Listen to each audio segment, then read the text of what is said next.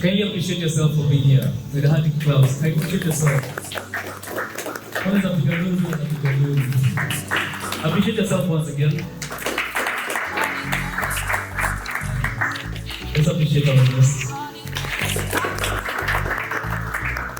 Okay, I think I'll just pass this mic to our host. She'll take it from here. Enjoy the session. Hi everyone. Hi. I hope you're well. My name is Nicole Tieno. I am a model, commercial, pageant, editorial, fashion, you name it. I'm also a student pursuing psychology at Kenyatta University, and I'll be your host today. Thank you so much for coming. So today we are just going to talk more about consistency in the pursuit for creativity. And we have a lovely guest here. He has worked with so many brands. He himself is a brand. Let me just be specific. And he has worked with so many brands. He is the director at Film Brand, and I believe that he'll tell us more about how he got to be where he is right now and the challenges, and just give us more courage and hope to continue being consistent in what we're doing. So I'll give him a chance to get to introduce himself. Thank you. Hi, hello. I'm happy to be here. My name is Lynk Jr, or Director Lynk, or Steadicam Lynk. And yeah, I'm ready to hear from you guys. Thank you so much. So basically what we are going to talk about first is consistency in the survival phase. I will just like you to take us to the beginning, the early times when you were starting, before the studio, before the brand, before the name. What was that life for you, that creative life? How was it actually during the early phases? The journey has been long, very long, tiring, boring. It has been years before I became something, or before many people knew who I am. I started way back in the coast, in Mombasa. I tried to work out stuff in Mombasa, but as you know, Mombasa is kind of slow, and there are very little people who are in this field and want to explore. So I moved to Nairobi. That's in 2014. I guess most of you are still in primary, maybe. Cindy? Yes. Yeah, that's way long kitambo. So yeah, I moved to Nairobi in 2014. So I can say my journey started in Nairobi in 2014. I moved to Nairobi. I was lucky to start working with the top directors, or interned with top directors, namely Jay Blessing, if anyone of you knows him. He still does production, though not at the scale he used to do, or at my scale at this time. That's the journey. Thank you so much for sharing about how you left a certain place you felt that was not up to task with your creativity, and you moved on to just come to a place that, well, a city that will help you push to be more. And here you are, a big, lovely brand. So my question to you is that consistency often sounds noble in hindsight. So mostly if you think about it right now during those phases when you're going through to become who you are right now, you will probably look at the success and how you made it, and your mind tends to edit the struggle so much. But in that survival phase, when you are probably young and just trying to make a name for yourself, what did consistency actually feel like for you? Did you wake up every morning and do affirmations? Did you reach a point where you were like, okay, no, I can't do it anymore? And why? What was the passion for you to be so consistent? What kept you moving? I actually, when we go back to how I started, I didn't know anyone. I didn't know anyone who does production at any level. I learned everything in Mombasa through YouTube at that time. I didn't know anyone. I tried to find people who do that, but many of them weren't so open to training or teaching or giving the space, because itself in Mombasa it's not so spread out. So the people who do this, who do production, are very few. So my journey started on YouTube. I actually started with the hard things. The hard things were learning Adobe After Effects. Nowadays people use phones. It's much easier to do effects and green screen and sort of stuff. But I started out training for After Effects. I used to save a lot. Like each coin I used to get, I used to buy bundles and try out stuff on YouTube. So YouTube kept me going. And even when I moved to Nairobi, by the way, back in Mombasa, I tried to do production. What I had trained myself and tried to reach out to people to give me opportunities to work with them or to do something for them. I only did a wedding video. Actually, I didn't deliver. I didn't have a computer. I didn't have access to a computer. One time, some guy gave me a computer, and then after a few days, akaikujia, and it had the client's project. But yeah. So in Mombasa, I only did 3 projects. 3 projects I can say, even ndio nilianza. Then I moved to Nairobi, where I used to do everything through YouTube in Nairobi. I linked up with J Blessing on my second or third week in Nairobi. And then he traveled. He went to the US. So I used to just hang out in his office. He had an office around Westlands. So I didn't do anything for almost a year. So YouTube was my companion that time. He had Wi-Fi. I'd never seen Wi-Fi. So he had Wi-Fi. So I used to spend all my time on Wi-Fi. Yeah, that's where I learned most of the stuff. I had never seen cameras that. That's a very nice camera. That was very expensive at that time. I had never seen anything of that kind when I came to Nairobi. So when I reached J Blessing's office, he had cameras just hanging around, not being used. But nizake, I used just to admire. So I used to watch YouTube. There used to be directors at that time who used to do nice stuff, creatives who do nice stuff. I used to meet with cool artists, big artists, the ones I used to see on TV, but I couldn't talk to them. I couldn't tell them anything about production because I didn't know anything. Or what I knew was way below what they expect from J Blessing. I used to be at the office. I hung out of his office, but I'm doing nothing. And the artists at that time, artists like Christoph, Bahati, Prezo, Willie Paul, all the artists at that time, most of you guys were in high school, used to hang around J Blessing's office. So I used to see them, but I had nothing to offer. And no one even used to recognize me at that time. I used to be more of a handy guy the time when we were working. He had all the kinds of gear, so I was exposed to gear. The drone, the jibs, nice cameras, dollies, Wi-Fi. Wi-Fi is very important. Very. At that time, it was very important. So I used to hang around those kind of stuff. So it just, that used to give me a drive. Oh, and then the money.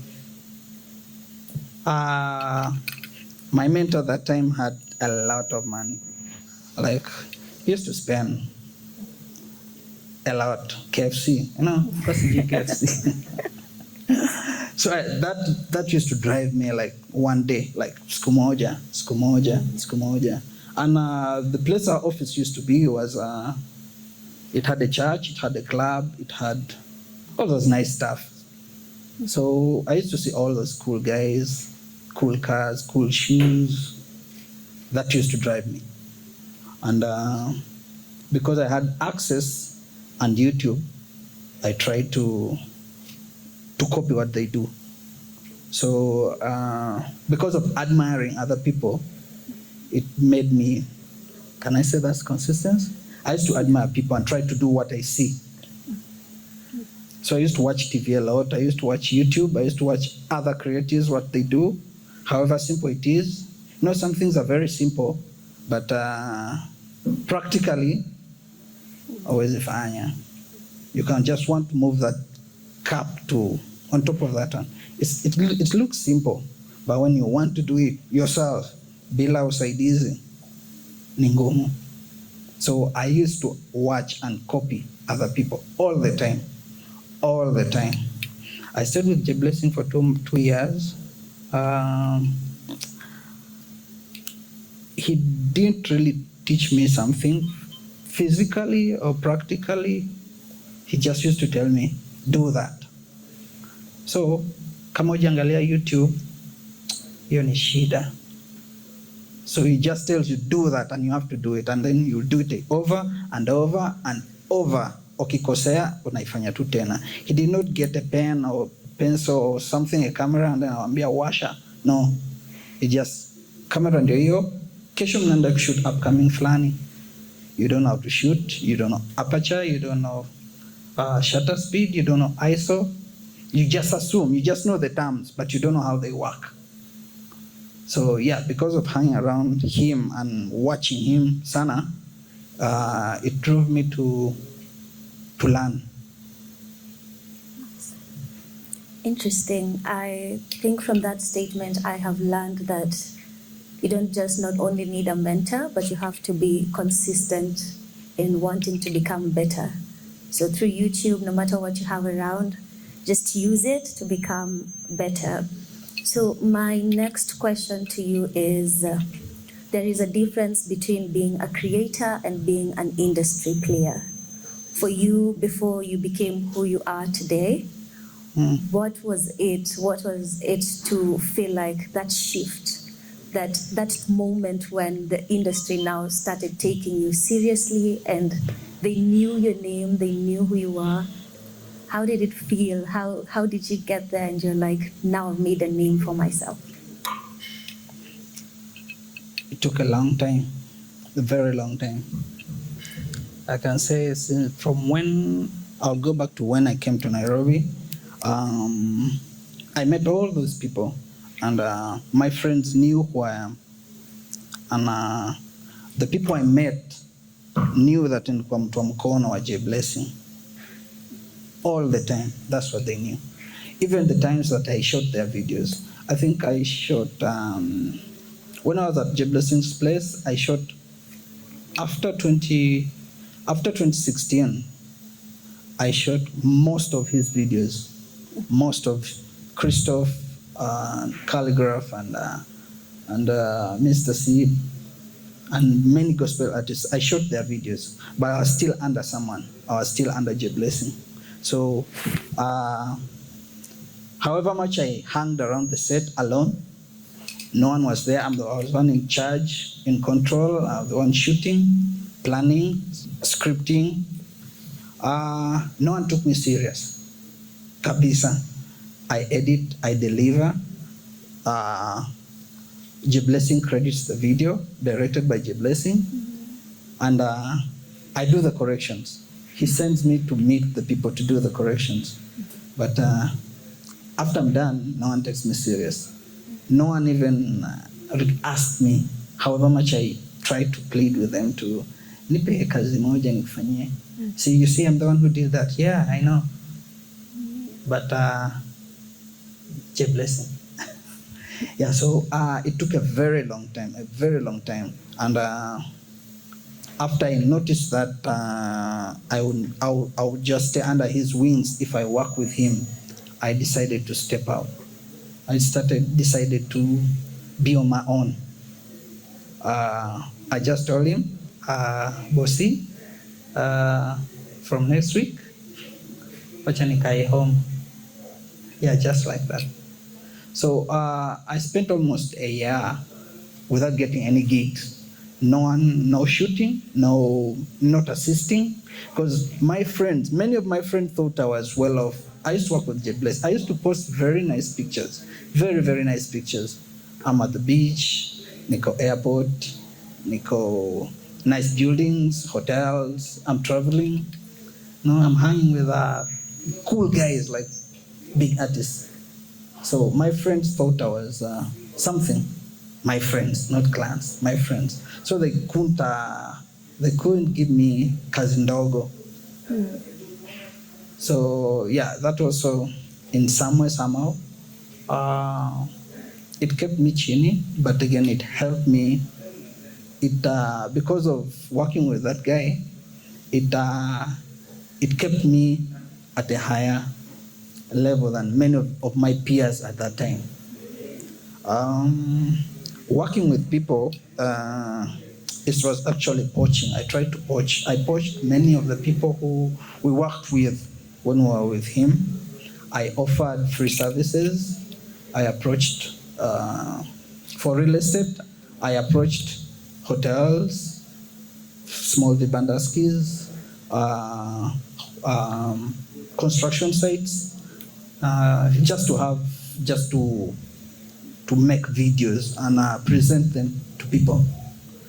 After that, that's when actually I had to have videos to present, because whenever I met someone or anyone who would like to give me work or would wish to work with me, they asked, "What have you done?" Umefanya nini? I didn't have any. I used to present the work I did under J Blessing, but the credits are J Blessing, not Lynk. So it was hard for people who don't know to believe it. So I used to freelance a lot for people, freelance for clients on very many different stuff. I freelanced I one time, that was the biggest. I one time approached a bus booking company, Bus, something, and then I presented them with an idea. Walinilipa 50 Gs, by the way, for the first time. That was 2017. So from there, that's how I used to work. My consistent, because I used to do that, it made me relevant with something that I can show people. And when you have a lot to show, you won't miss someone who will admire one of those. And then from there it just became a stepping stone. Just because of working with people, freelancing was a lot. Nimefanya kazi nyingi ya bure, a lot with very big artists, very, very big artists. With my money, using what I have, anything I had, I used to hire gear, and I hire gear. I work for a project, then on someone's project, then I get the chance to brand it, like directed by Lynk. That's one of the ways that I think I can say that's one of the ways that I try to put in consistency.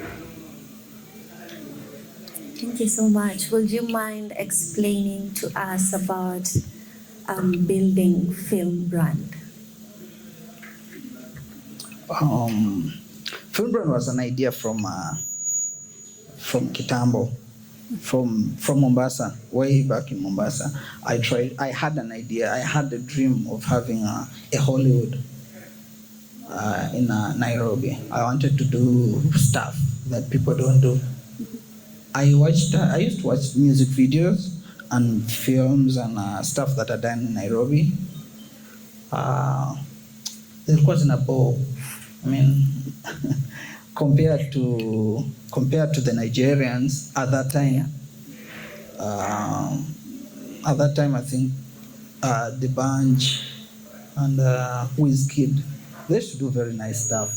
But on our side, the people we had like stars, Sauti Sol, Willie Paul, they were doing very mediocre stuff, but they're paying, you know.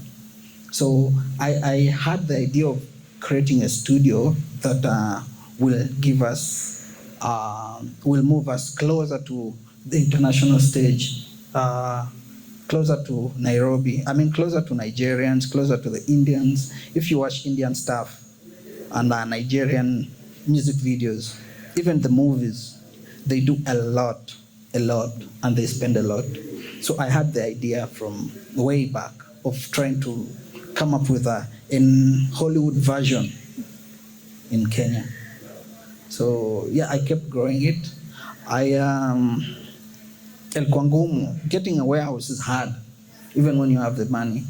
Ni ngumu sana. Just getting this kind of space, ni ngumu. So luckily, COVID wasn't very bad on me. When people moved out, when people stopped working, warehouses were kind of not being utilized. That's that's the way I had the name Film Brand Studios, but I didn't have space. So when COVID came in, hiyo ugumu wa kulease space ikapungua. That's how I managed to get studio space, which we call Film Brand. It's along Mombasa Road. I don't know if you've seen many of the music videos in Nairobi, many of them, Nadia, Calligraph, King Kaka, like all the artists, Sauti Sol, the majority, not all of them, the majority of the top artists in Nairobi use our space. We call it Film Brand Studios. It's creative space. Anyone can come and do anything you think of. I was initially to ask you about friends, and I feel like you've touched on it so effectively. Yeah. But my question is, does working with friends sometimes get hectic? Or are they pushing too much? And you're like, hey, we have to have a balance between work and friendship. And how do you deal with that? There are different kinds of friends in this industry. There are very many kinds of friends. There are very many groups of friends. If your friend does not have just the mindset you have, that's in the industry, that's not your friend. So you can have a friend who has access. Like I have a friend who works in a production, works with promotions. That friend does not directly work with what I do. Maybe does not.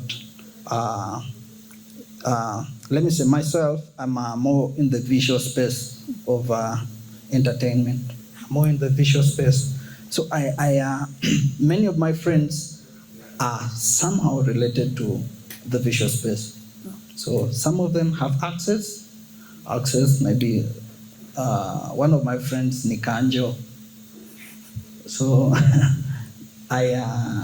ananisaidia kupata permits, before I got a car, I had a couple of friends who had cars, and they don't do visuals, they're not in the entertainment field, but they have access to one of the things that I need, of which is transport. So however much, sometimes you nag a lot on our bother sana, but they come through in some instances. But having that one friend who does something that you do, but akupi nafasi kujaribu na yeye. Let's say Mr. X ni comedian, ama an upcoming comedian, and he does skits that anapost on the media, but anajua wewe you a videographer or you a TikToker or you know how to use a camera, but hawezi kupa hiyo job. I mean, however much unampesa, wacha nikushutie, wacha nikufanyie this, let me do for you this, and ako ready. But you hang together, mnakaa tu pamoja, mnatembea pamoja, you're chilling pamoja, you go to parties pamoja. That's not your friend. You have to cut that person out. So I had different friends of who I cut out many of them because naona wako na nafasi. They have the space. They have the chances to elevate me, and maybe I'll appear, but they feel maybe I'm sijafika. I'm not at that stage. They want to work with a big brand. They want to work with instead of working with him, they want to work with me because they assume my work is better. Of which, if that friend does not try him out, they will never understand what his capabilities. So you need that friend who gives you the chance to make mistakes. If you don't have that one, just cut them out. Kabisa, like it's no question. Thank you so much. I have learned there that you need to get beneficial friends just to get you to push on and just go on with your dreams. Also, they help in certain times when you're in need. So my next question to you is if you could go back to your younger self, that boy who once had a dream, who once had a vision or an idea, what would you tell this guy? What will you tell this person about who you are today, about how to push on, about how to stay consistent? What advice would you have for them? Mingi.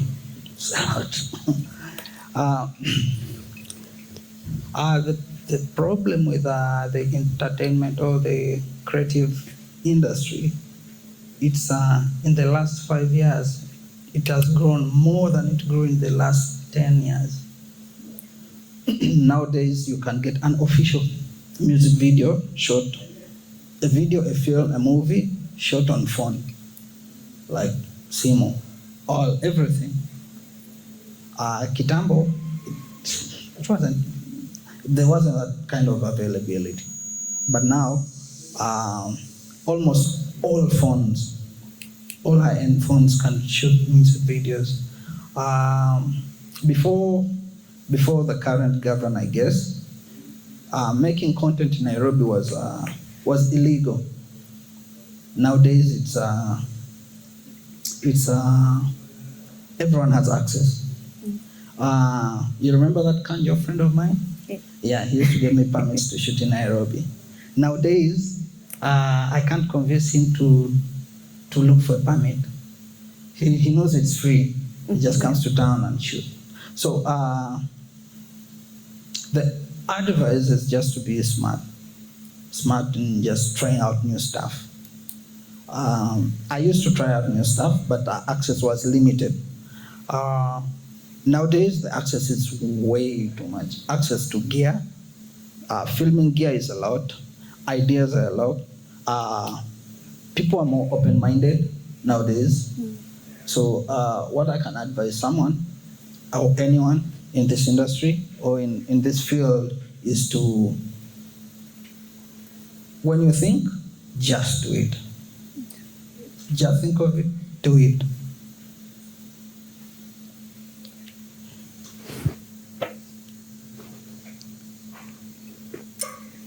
Thank you so much. I have been noting down everything you've been saying, and I feel with that it can help me be more than just a creative and just to be more consistent. I feel I want to take it back to the audience. If you guys have a question on consistency, on anything he just said, feel free to ask. I'll give a chance to 7 people just because of time, probably less. But yeah. Hi. Hello. So I have questions.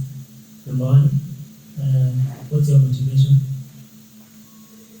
when you were starting, what was the motivation? Because you said you stayed for around 1 year just looking at the videos. What drove you to look at those videos for those 1 year? For that 1 year, without taking any step. Number 2, so I'm a poet, I write, so I play with words. So there are some days I wake up, I feel like I'm the greatest to ever live. Then there are some days I wake up and I feel, what the hell is happening today? So you also use the camera, right? So have you ever been in a situation where you're trying to use your chair and you feel like, this is not what I want? And so how do you overcome that? Bad days, we have bad days all the time. Even the well-planned thing will have a bad day. So, there are many times that I've asked, why am I even doing this? There are very many times. But now at my age, sina kitu nyingine ya kufanya. I can't open up a shop, I can't do anything else. So at my age, I just adjust to the situation. Maybe at the younger age, I would have,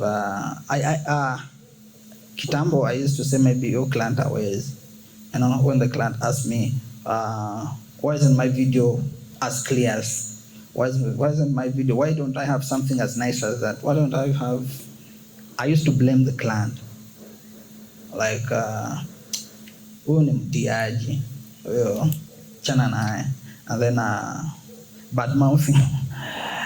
I used to bad mouth. Maybe it made me feel calm, but in actual sense it wasted me in some way, because most cases the clients went away. You bad mouth the person, they will never return.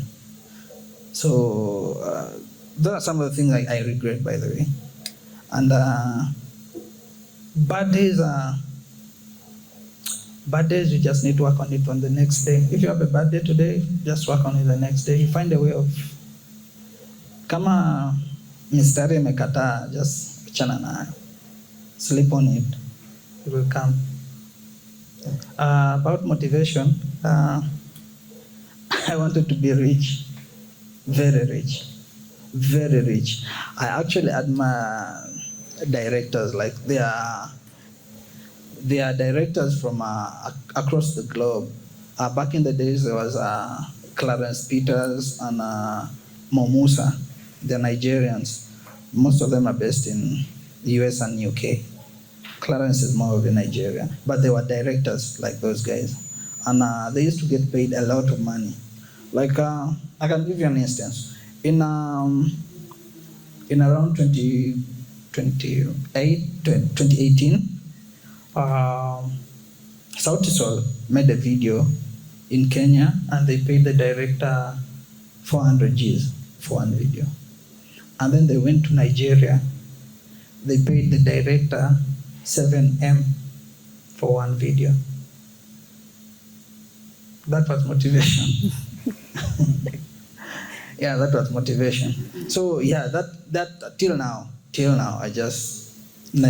I've given myself a target. I want after the next election, I want to try and make 50 Gs per day. That's my target. So yeah, that's what keeps me going. So all the time I look for avenues. I don't just do videos nowadays. I'm a Steadicam operator. I think for now I'm the only one in Nairobi who does music videos. I own the studio. I have gear, filming gear. I do very many things just to support my urge kukuwa sonko. So kitu moja, always have a side hustle. It will help you. It will help motivate what you're doing. Mfano, if you just wake up and write every day, without doing anything income generating, the writing will just disappear. You just need to invest in it. So sometimes it's because you don't have something else to do, it makes your work boring. But if you can step aside sometimes and then you come back to it, it will always look new or fresh. You will always be fresh. So my motivation sana sana ni kuomoka to that's kuomoka, and then I wanted to be popular and famous, and I wanted to be a star. Kitambo I used to say nataka kuwa star, only that, nataka kuwa star, only that. Nowadays ni more of pesa. Is that okay? Hello. Hi. My name is Lynke. I'm the founder of the Global AI. My question goes in particular to the AI space and everything, so I like because. Sorry. I said my question goes deep into the AI space because AI is the new normal, it's not a job. So what you're doing now and everything, and because you know right now the cameras are expensive, time to shoot and all that, you get consuming of time. And people are so scared that AI is going to take their job and everything, which you still don't understand how AI works. So now in your field, I'm not saying AI is going to take your job or anything.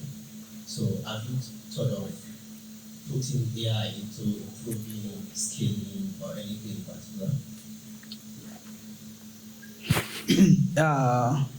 Yeah, I'm an AI person. Actually, I started integrating AI in my music videos in 2023. In the early stages of AI, I tried to use it. I've tried and I keep trying to integrate it in my music video creation and audio generations. As I answered one of the earlier questions about advising the younger me on how to, of what I would do, that's one of the things that I say. 5 years ago, we didn't have vitu kama AI. So nowadays, to advise someone to do something basing on what happened to me them days, it's not really. It's rare. The percentage of it assisting them develop is very minimal compared to just them doing what's happening now. So with AI, there are some. If I don't know if the music producers here, and the poet, I think he should be scared. Yeah, the poets should be music producers, poets, script writers. For that field, it's very scary. For my field, it is because AI is compared to what we do with the physical world, where we hold the cameras and shoot in physical places. We are not so scared, but again, it's taking away income, a big chunk of income, because for people who don't do things for commercial videos, let me say a TikTok video. Nowadays, there are TikTok videos, reels. Nowadays, someone just takes their own picture and just AIs it somehow, and it makes a cool video for the person. And so that hiyo pesa angenipa mimi, so our income just reduces, though the AI doing our physical work is not very much affected. Though it's affected, not very much, but it's affected, of which I really try to figure out a way that I can integrate or ask people to integrate. I work with some youngsters who they have the time. They have a lot of time. I always ask them to improve my videos using AI. It's costly. For now, it's costly because the tokens, buying the tokens to generate something, a token is like $1. 100 tokens is like $100. That's very expensive for just 10 to 15 seconds. It's very expensive, but I try my best to us, the youngsters, the guys who have a lot of time, because AI is kind of very broad. It's very, very, very broad. And it scares a big part of the creative industry. No. So I would like to ask this question to you, Lynk. How is taking care of yourself related to your output, the output that you give out there as a creator? Taking care of your peace of mind, health, your body. How does it influence how your ideas and output comes? Wajua sahii niko na fridge, you know. I have a fridge and I have a cool mattress, man. That really depends pale uko at that particular stage. There are times, I think you've come to the studio sometime and tumekanja, you know, we did the whole shoot without having any meal. I was fine, but our Jamal they were complaining like, oh Jana, and me, I'm just fine. So it really depends pale uko at that particular time. I'm able to use to have a massage machine because of as you can see the Steadicam. It's really heavy and in a chokesha I can do like 30 to 40 kilometers in one shoot, just walking around Nayoki too. If we accumulate the footsteps that we do, almost 30 kilometers on a shoot. It tires me a lot. But again, even bila the massage machine, ama bila kula, I'm mentally, I'm just driven to complete the task. So I have the luxury of doing those stuff. Apart from shower, kurauka, and keeping time, I don't think the other things should affect your thought process of working. Apart from showering, I think that's one of the topics. Even caffeine doesn't work. There are times that unakunywa coffee na bado nalala.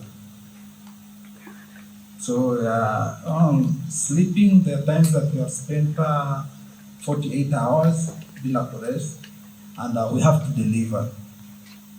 So you just need to prepare yourself mentally for you to achieve something.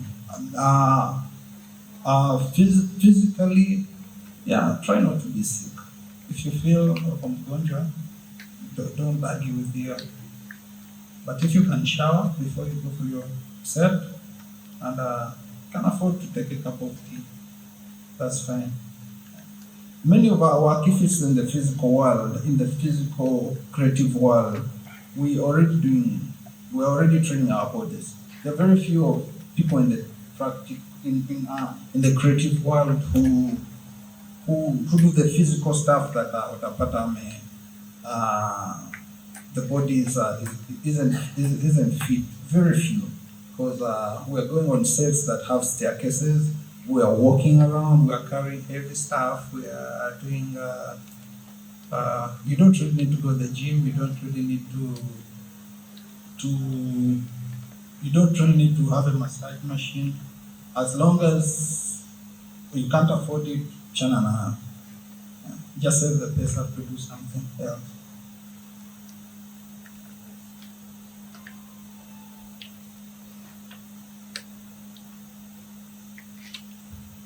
Hello guys. My name is Gibson Maina, and actually I'm a newborn for industry camera. And as a Kenyan music lover,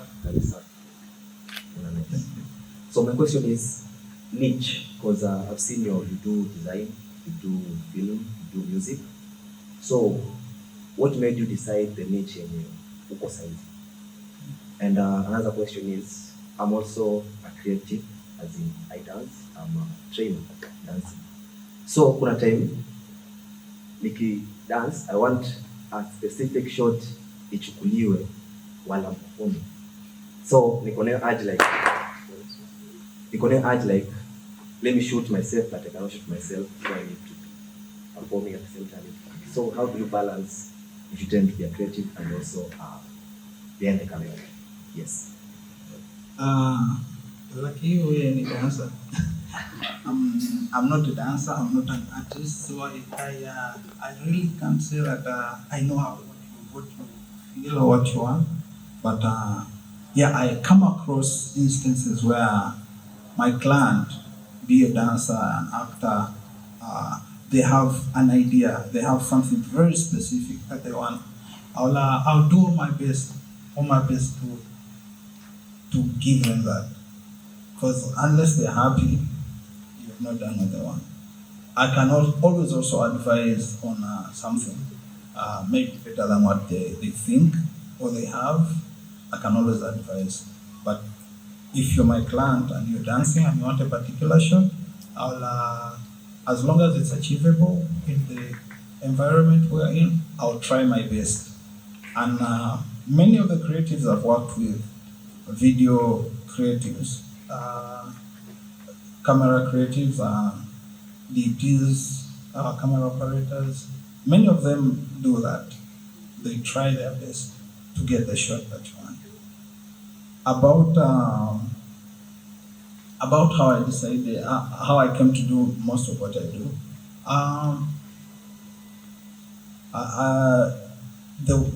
This business in Ngumu, it's very, very hard. You can't stick to one thing and be able to make it. Ngumu, I don't know of anyone who has done that. Some Hollywood director, Big Fish, used to be a truck driver. He used just to admire. It's called James Cameron. Yeah, he used to be a truck driver. He used to go behind the studio fence and admire what they're doing. So he used to work. He delivers, then he invests what he earns in his art. So I used to just shoot peke yake when I came to Nairobi. I used to just shoot videos. That was my work. But sasa, I used to spend a month or weeks or very many days with no work. Because sikujua kitu yote, I did nothing else mbali na kukaa na camera and edit. So I stopped thinking that way. Actually nishafungia nyumba sometime. Because I used to call myself a videographer, just videographer. So after that, after kufungiwa nyumba, that's when I noticed this can't sustain. So I dived into different things that are somehow related to the art, some things. So I started edit freelancing for other directors. I started gaffering, nashikia watu lights. I started, I moved out from my safe space. My safe space was, I'm the videographer. So siwezi fanya vitu nyingine. I just moved away from that. I started doing other things. And then I realized I started being very good in lighting than shooting. I did that, and it used to bring me more money than I used to get from shooting. Because shooting, I used to shoot, but it's once in 3-4 months or 2 months. But when I do lighting, I'm paid pesa kidogo, but it's constant. And I'm not working with one person. I was working with different people. I approached them. I did it for free once or twice. Then the third time, and I need back it. So the reason I do a lot of stuff is just to expand my income. Yeah, and then I can say for the Steadicam, let me be specific on the Steadicam. I noticed in Nairobi there used to be Steadicam operators, but they were not flexible. they didn't work with anyone. They were the high end. They're either doing super sport stuff or movie stuff. And we had a big market of people who want to explore. I didn't know how to use it. I just saved and saved and saved and saved, and I bought one. I started doing my training by approaching people to shoot for them for free. I didn't know how to use it. Yeah, that's how I became a steadicam operator.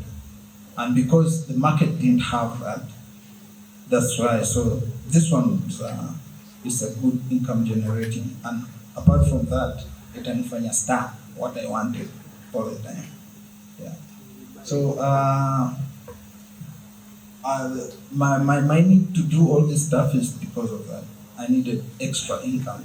And even for you or for anyone, you as a dancer, I guess you shoot your stuff or you shoot other people's stuff just to have that extra income.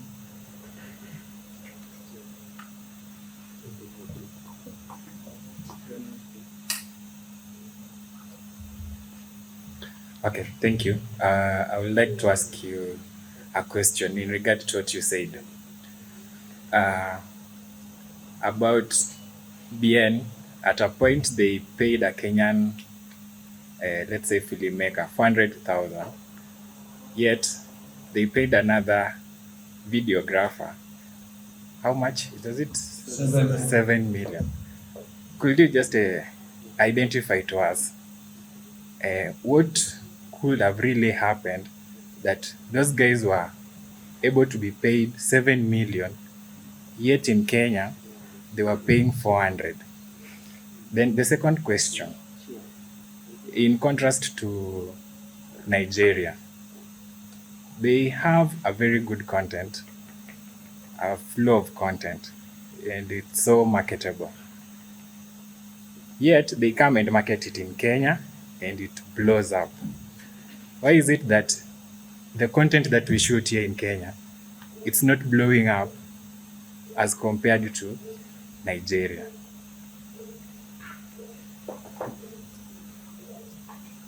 Let me give you an instance of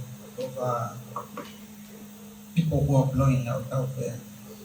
Red Sun used to blow out there. South Soul used to blow out there. Who else? What's her name? Victoria Kimani. There's not very many. They're countable, but I think I mentioned something about my work myself. I'm my biggest fan. I market my stuff everywhere. For anyone who knows me, I'll market my stuff more than even the artists or the people who have given me the work. Many directors who I work for as a DP, I will market the work like mine. I'll just spread it out there. I put it out there all the time. That's what the Nigerians do. Our Lalishi, they know where the money is. If you don't know them, you won't pay for a show. No. Kenyans are not very much into that. Many of the Kenyan artists don't like to spend in the marketing field. Very many of them don't like to spend. That's the reason that we have very good content. Very, very good content, but we don't market it. Many Kenyans are well known in other countries, in UG, in TZ, in Nigeria, in UK. They are very well known, but the effort they put into to expand on that is nikidogo. But the Nigerians, they do that. When they release the song, they travel to the first country. Kenya is one of the most popular countries in Africa. So it's the first market, obviously. Kenya, then South Africa, then Nigeria itself. They don't go to Tanzania. That's why Tanzanians come here just to market their stuff. There's an instance I worked with Diamond. We're going to Meru. He was paid for figures, let me say, like 5 million. He had a show. The guy spent my handler, who was his contact, told me he was given 1.5 million just to pay people to wear his t-shirts and ride around Meadowtown. And at the airport, we went with a crew of like 30 people.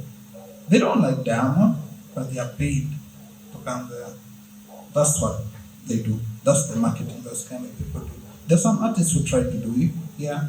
So I think pesa ndio kidogo, but a sacrifice for the Nigerians. They sacrifice pesa yao, and then they make in return they make more money. Is that good? Yeah. You had asked something else? Yeah, about the creativity flow, how it differ between Nigeria and Kenya. Because if you try to look, they are more centered in telling stories. You can see people like, let's say, Angel. See the Angel. Even if you see their videos, how they incorporate stories. I don't know, is it us who don't do that, or what is lacking in our storytelling? Okay, one I can give credit to Nigeria, walikuwa kwa internet mapema.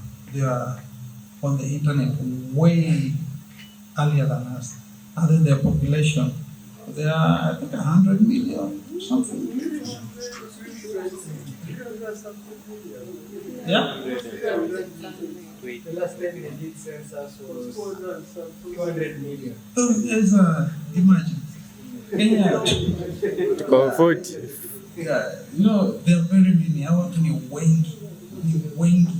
No, Kenya tuko wengi, but we are just concentrated about central and somehow western kidogo. Coast is like sparsely populated. Northern Kenya is like empty. In Nigeria, kila mahali, they are everywhere. Alafu wanazaa sana, like they're very many. Ni wengi. So that adds to that. And then they market their stuff. I'm very sure you used to watch Nigeria movie kitambo before CC to even try to make movies. So I think give credit to the internet. They were developed mbele yetu, but we are going there. Yeah, if we add our population, yes, yeah.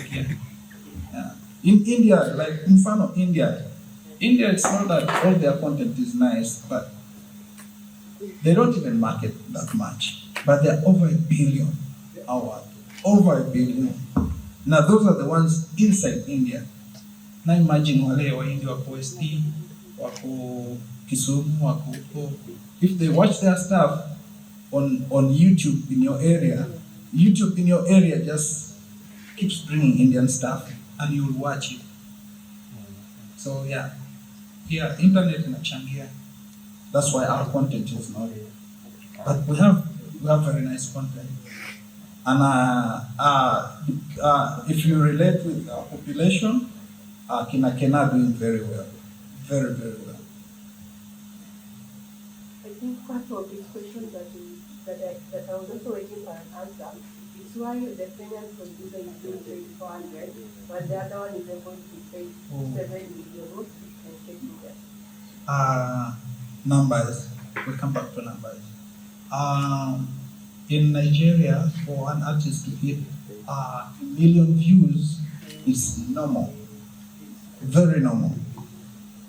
Yeah, but you cannot hit 1 million views if the non-Nigerian is involved.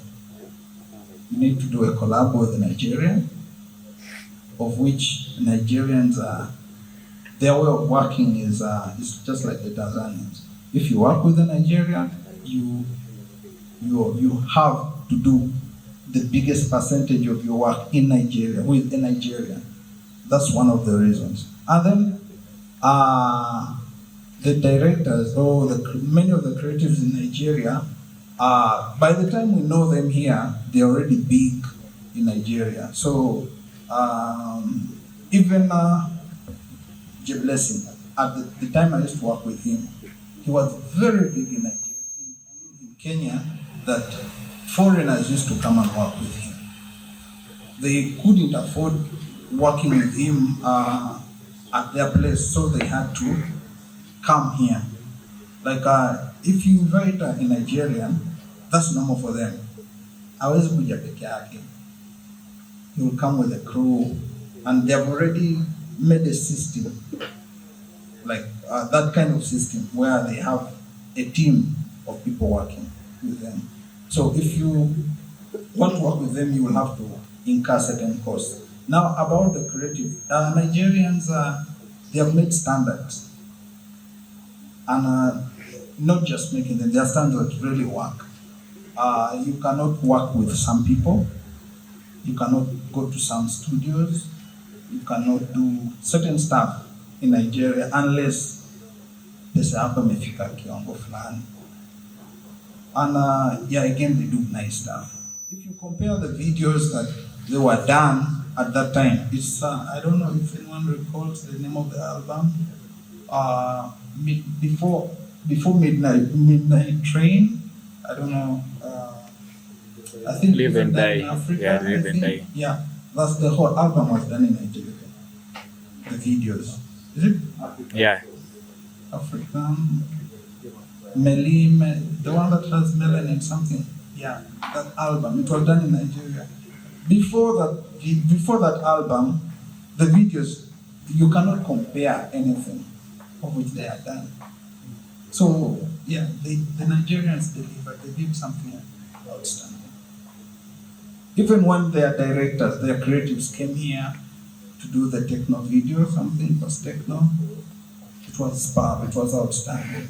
So the Nigerians really put in the effort, and then it's normal. It's normal for many people to appreciate foreigners.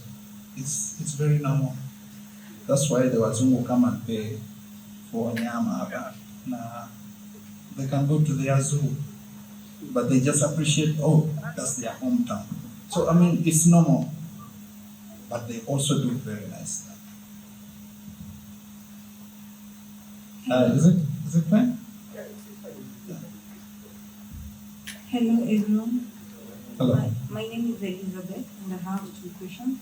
So the first one, before asking the question, is that your story is inspiring. The process is inspiring. So what are you doing currently to help someone who is maybe in the same shoes that you are in, someone who is creative enough but they don't have someone to believe in them? What are you doing to support them currently?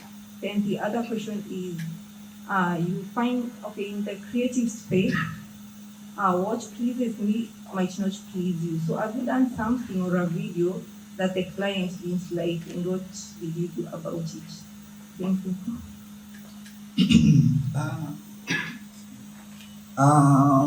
Yeah, I can count them. I think I've done 4 videos of the client as awaje post na wanilipa. One of them was after they told me what they wanted, I badmouthed them. It cost me that client. The other is they didn't just like the video. To me, it's very nice, and to other people, some people, the videos are very nice, but the client hakupenda. And yeah, so that happens a lot. For anyone who does film or TV shows or TV series, I think they've experienced that a lot. You do the pilot, they like the pilot, but they didn't like the future film or the final stuff, and they just drop the project that way. It happens a lot for very many different reasons. On the part of how I assist or I play a part, I can play a part in someone to inspire someone to become like me or to be someone in the industry. I don't know, I can't be very specific. But people who visit my studio, who come to the studio are inspired. They have opportunities there. It's only that there's so much I can do, but the space is there. As I plan to have a larger Hollywood, I plan to have a lot of things that happen, including having a training institution, not for a practical training institution where you can voluntarily work on people's real projects with them. Just when someone comes to work, you have an opportunity with them to work. Those are the things that I think. Those are things I'm planning to have. But at our studio, we still do that. It's just that we can't do a lot. But for everyone who has come there as a fresher or a starter or whatever, they get something, and they are inspired, and they will want to be something better. Yeah, so how you doing? Hello. I have this last question. My name is Stella, and kuna this story you shared with us in Mombasa, that one about Wi-Fi. No, sisi ni watu kukuja, wale watu kukuja mnareflect sana na historia ya Wi-Fi. Then second, my friend Bright amenitangulia. I wanted to comment on your recent project. That was some dope stuff. And shout out to you, shout out to Philbrand KE. And to my question now, ulikuwa umetuambia like earlier on, there's this time that you were doing most of the work only for the blessing to get all the credits, right? So I feel like most youths, or rather a lot of people, we are trapped under this situation in that we have the potential, but we are under someone's shadow. Like, allow me to use this case scenario of Neymar. We all know Neymar. Neymar is always referred to as the prince who never became the king. Why? Because he was teammates with Messi, and while at Barcelona, he used to feel like he was playing under Messi's shadow. Like he was doing most of the stuff, but if he could have credits, the Messi anapata the knee. So to my question, when do you feel like it's the right time for you to like step out? Or rather, is there a scale or something? Ama ulifanyaje? Yeah, there is a scale. The reason you stay under the wings of someone is to learn the process. It wasn't only about holding the camera and shooting and editing. It wasn't that. I needed